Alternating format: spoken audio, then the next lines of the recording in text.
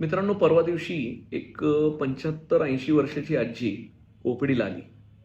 1-2 वर्षापूर्वी तिचा नवरा, वय खूप झालेलं आणि काही असाध्य आजार होते. आमच्याकडेच ट्रीटमेंट चालू असताना तो मरण पावलेला आणि त्यानंतर ती माऊली पहिल्यांदाच काल भेटायला आली. खूप त्रासामध्ये होती. मला असं वाटलं की हातपाय दुखतायत किंवा कुठला तरी आजार आहे की ज्याच्यामुळं ती त्रासली आहे. पण जेव्हा तिने रडण्याचं कारण सांगितलं, मन सुन्न झालं.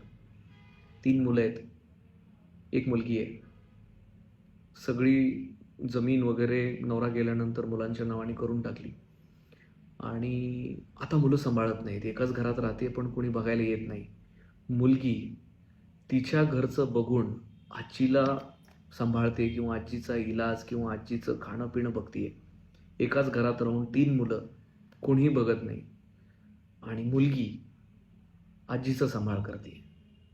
म्हणजे जे लोकं म्हणतात ना, एक वंशाचा दिवा पाहिजे, मुलगा पाहिजे, मुलगा पाहिजे.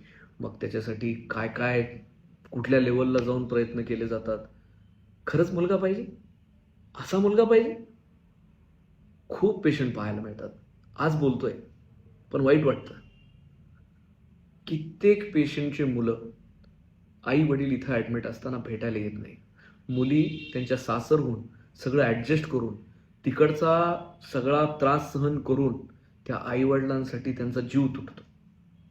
मला असं वाटतंय की आजच्या जगात मुलगी असणं हेच एक मोठं वरदान आहे. मुलगा असणं हा एक शापाप्रमाणे झालाय.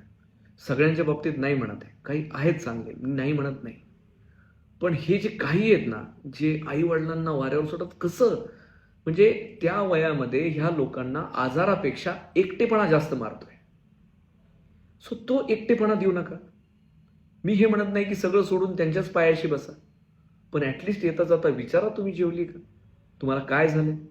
रात्री घरी आल्यानंतर दिवसभरात काय झालं, एक 5 मिनिटं बोला.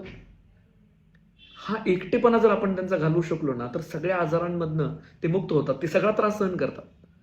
मग पाय दुखू दे, हात दुखू दे, डोकं दुखू दे, ते सगळं सहन करतात आपल्यासाठी. आपण थोडं नाही सहन करू शकत? खूप वाईट वाटलं. त्या माऊलीला म्हणलं, की "आज जे कोणी नसलं तरी मी तुझा मुलगा म्हणून सांभाळतो, तू काय काळजी करू नको. काही झालं तर डायरेक्ट यायचं."